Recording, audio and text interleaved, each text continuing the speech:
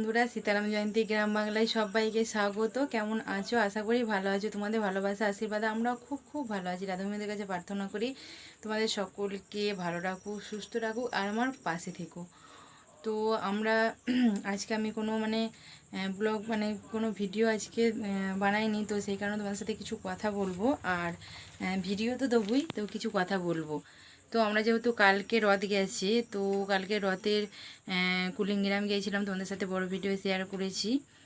আর হচ্ছে আমরা তার সাথে গেছিলাম, তো ওইদিকেই পাশাপাশি। আর মুক্তকেশী মন্দিরে তো অনেকদিন থেকে যাওয়া হয়নি কো, সেই কারণে মা নতুন করে প্রতিষ্ঠিত হওয়ার পর তৈরি হয়ে তো যাওয়া হয়নি। তো অনেকদিন থেকে বরকে বলা হচ্ছে, তো মা তো না টানালে হবে না, তাই কুলিংগ্রাম থেকে হয়ে ওখানে গিয়েছিলাম।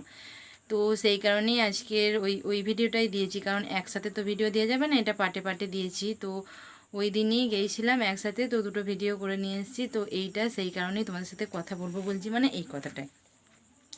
তো চলো। আর এইটা শুধুমাত্র মায়ের, তো এটা হচ্ছে মা মুক্তকেশী মন্দিরে। তো এটাই গিয়েছিলাম বর আর আমি। তো চলো ওটাই দেখতে থাকো, আর যদি ভালো লাগে অবশ্যই লাইক শেয়ার কমেন্ট করে দিও। তো চলো দেখো ভিডিওটা, আশা করি ভালো লাগবে। মা নতুন করে প্রতিষ্ঠা হওয়ার পর কেমন হয়েছে মায়ের মূর্তিটা।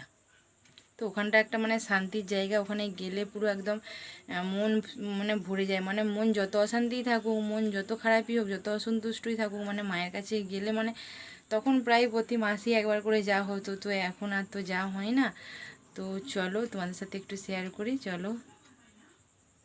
তোরা অনেক দিনের অপেক্ষার পর ফাইনালি মুক্তকেশী মন্দিরে এসে হাজির হয়েছি।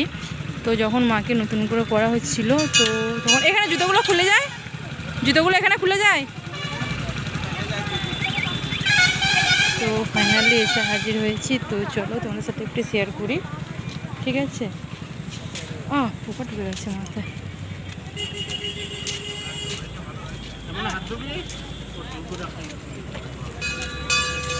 তো চলো ভেতরে যায়।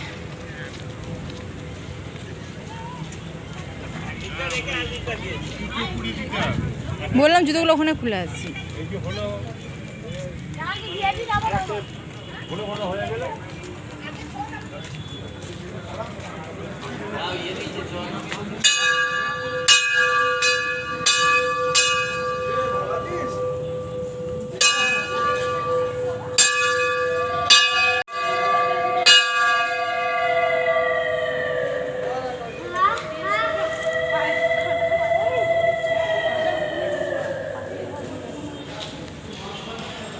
মা, তো এটাও নতুন করে হয়েছে মূর্তিটা।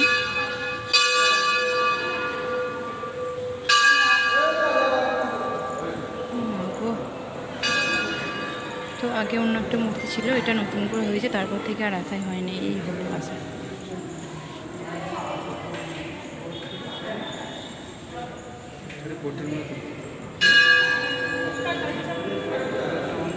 আর গাড়ি চাবি পড়ে গেছে।